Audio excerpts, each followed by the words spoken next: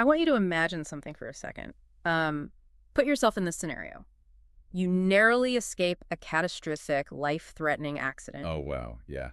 That is intense right from the jump. Right. I mean, the kind of near miss that makes your heart just pound in your ears. It drains all the blood from your face and leaves your hands shaking for hours. Absolutely. The kind of thing that really sticks with you. Exactly. And normally in that situation, you feel this massive, overwhelming wave of relief. You might go home, hug your family a little tighter, and eventually the memory just sort of fades into a crazy survival story you tell at dinner parties. Right. It just becomes an anecdote eventually. Yeah, but what if instead of just feeling relieved, that single terrifying moment completely altered your fundamental understanding of the universe? Like, what if surviving that totally mundane accident became the lens through which you began to see the entire fate of humanity? I mean, that represents a profound psychological pivot, going from acknowledging a simple stroke of good luck, to a complete ground-up reevaluation of how reality itself operates. Yeah, it really is. It is the exact moment where the veil drops. The survivor realizes that the safety they felt just moments before was, well, essentially an illusion. Which is terrifying. So, welcome to the deep dive. Today, we're unpacking an essay that takes that exact premise to its absolute extreme. It's a piece of source material written back in August of 2005 by an author named Safeng, titled Shocking Thunderclap in Silence. And it is quite the read. It really is. Our mission for this deep dive is to really examine the mechanics of this transformation. We are going to explore how a completely everyday mechanical failure of a vehicle transforms step by step into a sweeping philosophical and spiritual ultimatum about the world. Okay, let's unpack this because it all starts with a Christmas party and a very literal breaking point. Yeah, the inciting incident here is incredibly grounded, which is actually what makes the eventual cosmic leap so fascinating. Safeng recounts a specific day during the previous year's Christmas season. Just a normal holiday. Exactly. He was driving a van, and he had 8 of his employees with him. They were traveling from a store he owned to a fast food restaurant and bar that he also owned, which is about 10 kilometers away. Right. The goal was simply to celebrate the holiday together. Nothing out of the ordinary. So you have 9 people packed into this van, and if you are listening to this right now, you can probably picture the exact vibe of that drive, right? Everyone is in a festive mood, chatting, maybe listening to music. Just a classic road trip vibe. Totally. And they make the 10-kilometer drive through traffic without a single incident. But right as they pull up to the entrance of the bar, right as the trip is essentially over and the vehicle is slowing down to a halt, they hear this loud, sharp clack sound. Just out of nowhere. Yeah, the van suddenly tilts sharply to the left, and the left front wheel just drops. But when he gets out to check the damage, he discovers that the axle supporting that left wheel has completely snapped. Which is wild. It is. But at that specific moment, it is just a broken down van. It is a logistical inconvenience on a holiday. The real shock, the moment the thunderclap happens, that actually comes a week later. The aftermath.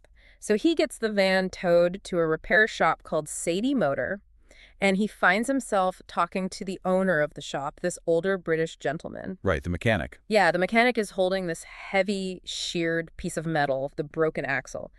And he asks Safeng a question that genuinely chills you to the bone when you think about the physics of it. He asks, why didn't the car overturn? Because it really should have. Yeah. Sufeng explains that the axle only snapped right as the van was coming to a complete stop. And what does the mechanic say to that? Well, the mechanic sighs, visibly relieved on Sufeng's behalf, and calls it a miracle. Specifically, he calls it the greatest creator's protection. Wow. Yeah, he explains that if you look closely at the fracture on the metal, this was not a sudden violent break caused by, hitting a pothole that day. And this detail right here, this changes the entire trajectory of the essay. It does. The mechanic points out that the axle actually began breaking at least half a year prior. It had been deteriorating bit by bit. So not a sudden break at all. No, we are talking about microscopic stress fractures slowly widening over months and months of driving. The complete catastrophic failure of that axle was absolutely inevitable. It was just a matter of time. Exactly. And the mechanic emphasizes that it really should have happened while the van was in motion at high speed. Which makes it so much worse because Weffing admits right in the text that he usually drives fast. Right, he's not a slow driver. So if that axle had snapped while he was speeding down a busy road with 8 employees in the back, you don't just roll to a stop. The kinetic energy has to go somewhere. The front left corner drops, the wheel digs into the asphalt, and the van violently flips. It becomes a lethal situation for everyone inside. Yeah, and a massive hazard for all the surrounding cars, too. This is where the psychological impact begins to take root and spread. Mm. Goifeng writes that initially he didn't really care for the mechanics' theological analysis about miracles. He was just a guy trying to get his van fixed. Exactly. But as the sheer physics of the situation set in, he felt deeply terrified. It makes me think of termite damage in a house. Oh, that's a great comparison. Like, you buy a home, you walk across the living room floor every single day, you place your heavy furniture on it, you invite people over to dance on it. Everything looks and feels totally solid. Right. Surface level seems fine. But underneath the floorboards, the wood is being hollowed out, millimeter by millimeter. The structural integrity is gone, but the surface tension remains. You are completely oblivious until the exact moment the floor gives out beneath you. Which is a terrifying thought. Right. If you're listening to this right now, think about your own daily routine. You probably trust 100 invisible mechanisms, your car's brakes, your home's foundation, the elevator cables at work without a second thought. So I have to ask you, how does the sheer terror of this realization that he had been driving a ticking time bomb for 6 months actually rewire Suifeng's worldview? Well, it introduces him forcefully to a concept we often call normalcy bias. This is the psychological phenomenon where people underestimate both the possibility of a disaster and its possible effects, simply because things have always been fine before. Ah, right. It hasn't happened yet, so it won't happen. Precisely. What terrifies Goifeng isn't just the physical danger he narrowly avoided. It is his own complete blindness to that danger. He had no idea. None. He was driving a vehicle that was fundamentally compromised, yet his daily sensory experience of driving it felt completely normal. He writes, "Thunder lurked in silence. Disasters hid within calm waters. Unseen perils surfaced unnoticed amid the excitement and joy." That is incredibly poetic. It is. That realization absolutely shatters his trust in the surface appearance of reality. And because the trauma of realizing his own blindness is so intense, he refuses to limit this lesson to just basic car maintenance. Definitely not. He starts looking out at the broader world, and he begins to see these axle fractures everywhere in human society and nature. The broken axle evolves from a physical object into a grand, unifying metaphor for the universe. He begins to contemplate the latent crises hidden within nature and human society, coming to the conclusion that absolutely nothing breaks suddenly. Everything has an invisible buildup. Everything. The scope of what he applies this to is massive. He lists out monumental natural disasters, earthquakes, typhoons, volcanic eruptions, tornadoes, plagues, floods. All the big ones. But then he brings it down to sudden, human-scale events as well, like plane crashes, collapsed walls, strokes, and even sudden power or water outages. Crucially, he includes social unrest and riots. Wow, so he's tying natural physics to social phenomena. He is. He argues that every single one of these calamities has an early invisible axle fracture stage that we simply aren't seeing. Right. He is identifying a universal pattern of causality. Consider a stroke. It doesn't just happen in a vacuum. It is the climax of years of unseen arterial buildup, stress, and lifestyle factors. It's the axle breaking. Yes. A political riot doesn't just spark out of nowhere because of one isolated event. Yeah. It is the explosion of long-simmering, unaddressed social and economic tensions. To Goifeng, the world is quite literally full of axles, slowly snapping while we blissfully press the gas pedal. Here's where it gets really interesting, because I kind of want to push back on his premise a little bit. Okay, let's hear it. Are we really truly blind to these buildups? Or is it more that we just willfully ignore the check engine light of our societies because it is deeply inconvenient to fix the engine? That is a very fair point. Right, like there's this concept in economics called the gray rhino. It's a highly probable, high-impact threat that is coming right at you, but you just choose to ignore it. A black swan is unpredictable, but a gray rhino is obvious. Right, it's standing right there. Exactly. With a car, fixing the axle means you don't have a vehicle to get to work. With society, addressing the root causes of a riot means completely disrupting the comfortable status quo for the people in power. So is it blindness, or is it a willful choice not to see? What's fascinating here is that Goifeng actually argues that those two things, blindness and willful ignorance, are effectively the same mechanism when it comes to human nature. Oh, really? Yeah, he asserts that people are fundamentally wired to only care about immediate results or consequences. We actively avoid looking at invisible, gradual deterioration because acknowledging it requires proactive effort and sacrifice. It's just too much work for us. Exactly. He explicitly states that people live in a constant state of regret, never considering early checks and preventive measures because the present moment feels too comfortable to disrupt. So we wait for the crash, and then we cry about the crash, completely ignoring that we had 6 months to fix the axle. That is exactly his point. Furthermore, he points out a tragic sociological irony here. Because the axle fracture stage is gradual and intangible, human nature actively resists those who try to point it out. Oh, totally. People hate bad news. They do. If someone does manage to see the invisible buildup, if they point out the gray rhino charging toward the crowd, they are almost never thanked. Right. The text notes that people react by thinking this guy's exaggerating, talking nonsense, or has ulterior motives. They just call him crazy. Which is a defense mechanism. It makes perfect psychological sense. If you are having a great time at a party and someone runs in screaming that the foundation of the house is slowly cracking, you're going to tell them to calm down and stop ruining the mood. No one wants to be the buzzkill. So if society inherently attacks the messenger, it puts the person who sees the danger in an incredibly isolating position. What do you do when you have this earth-shattering realization, but everyone around you thinks you're insane? You're just alone with this knowledge. Right. This leads Su Feng to align himself with historical visionaries who face the exact same rejection. He essentially takes on the burden of the watchman, Hmm. and he draws a direct historical parallel to Noah. The Ark Builder. Yeah, he asks the reader to think about Noah building his ark on the top of a mountain. Oh. To everyone else in the valley, the sky is clear, the weather is fine, and there is absolutely no visible threat of a flood. The societal axle hasn't snapped yet. So Noah looks ridiculous. He looks like absolute certifiable insanity. Noah building a massive boat on dry land. Shufeng asks, how many smart people ridiculed and mocked Noah while he was hauling wood up that mountain? It is the classic dilemma of the prophet. They are tasked with acting on knowledge of a future reality that totally contradicts the present sensory experience of the masses. It feels like being the only person in a group who actually took the time to read the lengthy terms and conditions of a massive new app. Oh, that's a good modern equivalent. Right. You see all the horrific privacy violations and data harvesting hidden in the fine print. You're frantically trying to warn your friends, like, hey, don't use this. They own all your data now. But they all just clicking accept so they can use the fun new filters. And they are laughing at you for being a paranoid conspiracy theorist. And applying that to Xu Feng's worldview, he is essentially running around saying, I read the underlying terms of reality, I know the crash is coming, you have to prepare. But people are just annoyed he is interrupting their daily scrolling. We do have to point out the immense audacity of what Su Feng is doing here, though. Oh, absolutely. He isn't just giving friendly advice about a data privacy issue. By comparing himself to Noah, he is placing himself in the direct lineage of the world's major prophets. He goes on to ask rhetorical questions about the absolute giants of faith. He really shoots for the top. He does. In their own time, how many people genuinely believed Jesus? How many truly believed Buddha Shakyamuni? How many actually understood Muhammad or Laozi before history vindicated them? This raises an important question about how Xu Feng views modern faith versus true understanding.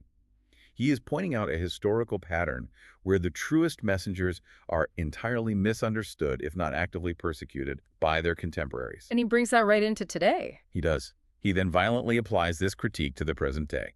He observes that millions of people today pay lip service to the divine. They casually talk about the greatest creator, Allah, the ancestor of Buddha, Emperor Chakra, or the heavens. People love quoting things. Exactly. They quote profound philosophical phrases like, Tao manifests itself in nature, just to sound deep at dinner parties. But his argument is that it is all entirely superficial, right? They don't actually grasp the mechanics behind the words. He challenges the reader directly, asking, what is nature? Do you understand? He is asserting that simply repeating the names of the divine or quoting ancient texts is worse than meaningless if you are still entirely blind to the invisible mechanisms, the silent thunderclaps that actually govern reality. It's like reciting a manual for a car without knowing how to drive. Precisely. True understanding, in his view, is not about rote prayer. It requires seeing the hidden fractures before the break happens. And Shifeng isn't just pointing out these flaws in human awareness from the sidelines. He isn't satisfied playing the role of a detached philosopher. From the realization of a broken Van axle, we finally arrive at what he presents as his grand cosmic mandate. This is where it escalates significantly. He steps forward with what he claims is the ultimate divine solution to the fracturing universe. So what does this all mean? The text uses some very specific, loaded phrasing here. He says he has been given the key to unlock the treasury of wisdom, the authority to establish something called Lifechanyuan, and he has been bestowed the honor of harvesting crops. Harvesting crops. Yeah, we need to really unpack that phrase, harvesting crops, because it sounds agricultural, sure, but it implies something much heavier. It is a powerful, heavily loaded metaphor rooted deep in eschatology, which is the theological study of the ultimate destiny of humanity and the end of the current age. So it's about the end times. Yes, when he speaks of harvesting crops, he is using an agricultural metaphor for gathering souls. It is a rescue mission authorized by the divine before the invisible axle of the world finally snaps. Conceptually, a harvest implies a separation of the wheat from the chaff. Gathering the awakened. Exactly, gathering the awakened individuals who see the fractures and leaving behind those who willfully ignored the warnings. If we map that back to the terms and conditions analogy we used earlier, Soofeng is saying the harvest is the moment the app servers inevitably go down and corrupt everyone's hard drives. Right, the final crash. He's telling people, I read the terms, I know the crash is imminent, come migrate your data to my secure server, which he calls Lifechanyuan, before it's too late. That is an incredibly apt way to visualize Lifechanyuan. It is not presented as a literal, physical wooden boat like Noah's Ark. Lifechanyuan is described as an ideological and spiritual safety net. A sanctuary. Yes, it is a new paradigm of living and perceiving reality. If the worldly structures, the societal axles, are doomed to collapse because of human ignorance, Lifechanyuan is the sanctuary that spiritually insulates you from the fallout. It is fascinating how incredibly specific and synthesized this theology is. He is blending massive, distinct global traditions into one mandate. He brings in Christianity with the focus on Jesus and salvation. And Buddhism, too. Right. Buddhism with Buddha Shakyamuni and enlightenment, and Taoism with references to Laozi and harmony with nature. He folds them all into one singular mission that he claims to be uniquely authorized to carry out. Which is quite the claim. It is. And just to be absolutely clear to you listening, our goal here on the deep dive isn't to endorse these massive claims, nor is it to mock them. We are simply tracing the architecture of his argument, observing this wild, escalating journey from a British repair shop to a cosmic rescue mission. We are analyzing how he constructs his authority. By synthesizing these major religious figures, he is positioning Lifechanyuan as the ultimate culmination of all human spiritual history. He views his role not as a passive observer watching the world break, but as the active, authorized gatherer who must shepherd people into this new paradigm.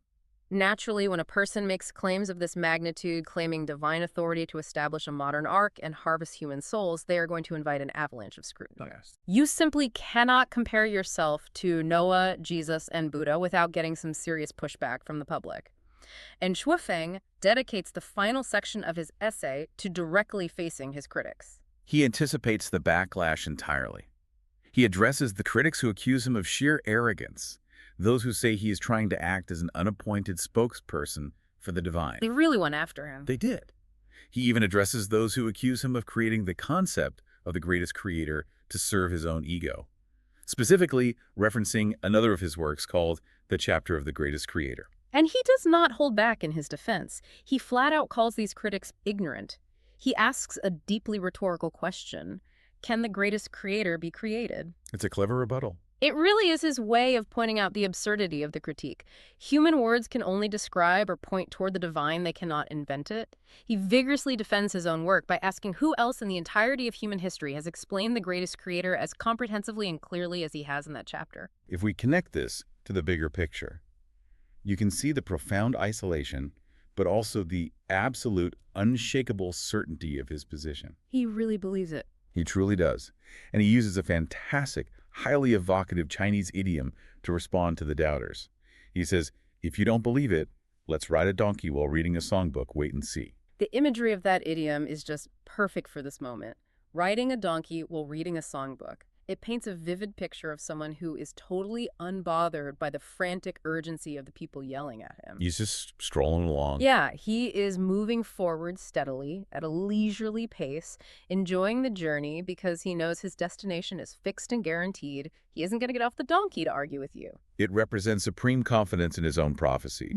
He refuses to exhaust his energy arguing with people who stubbornly refuse to see the invisible cracks in the world. He is telling his critics that time itself will be the ultimate judge. When the crash happens. Exactly. When the invisible disaster finally manifests into a visible, undeniable catastrophe, the truth of his warnings will be violently vindicated. But he doesn't just leave it at a smug, "I told you so." He ends the essay with an incredibly grave, chilling ultimatum. The final warning. He cautions everyone reading not to wait until the axle physically breaks to come running to him for salvation. The time to act is now. Right? He says, do not wait until the disaster is visible to the naked eye to shout, "Greatest creator, now I believe." Because the fundamental nature of an axle fracture is that once it snaps, the vehicle is already entirely out of control. Preventative maintenance is no longer a viable option. The time for fixing it was 6 months ago. It's too late once the wheel falls off. He explicitly states that by the time you realize he was right all along, it will be far too late, and no one will be able to save you from the wreckage. The window for the harvest will be permanently closed. Wow. It is an incredible, sweeping trajectory we've followed today. We started with 9 people crammed into a van heading to a holiday party, listening to the sudden, sharp clack of failing metal. Such a small moment. And by taking a moment to genuinely deeply analyze the physics of that near miss, an author maps out the invisible decay of the entire universe, aligns his struggle with Noah building the ark, and claims the divine authority to establish Lifechanyuan to save humanity from impending collapse. It's a massive leap. It shows how a single moment of terror can completely, irreversibly rewrite a person's reality. It really highlights the human mind's capacity to synthesize everyday events into grand theories of existence. Whether viewed as divine revelation or profound psychological adaptation, it is a testament to the search for meaning in the face of silent, hidden dangers. I want to leave you with a thought inspired by this text. You do not have to believe in Shui Feng's grand cosmic mandate or the theology of Lifechanyuan to take something deeply valuable away from his warning. There's a very practical lesson here. Exactly. Look at your own life right now. Look at your workplace, your relationships, or the broader society you live in. What axle is silently fracturing underneath you bit by bit simply because the vehicle hasn't stopped running yet? Are you actively checking the structural integrity of your life? Or are you just waiting for the loud clack to force your hand when it's already too late? Something to seriously think about the next time you get behind the wheel or scroll past a warning sign you'd rather not deal with today. Thank you for joining us on this deep dive. We'll catch you next time.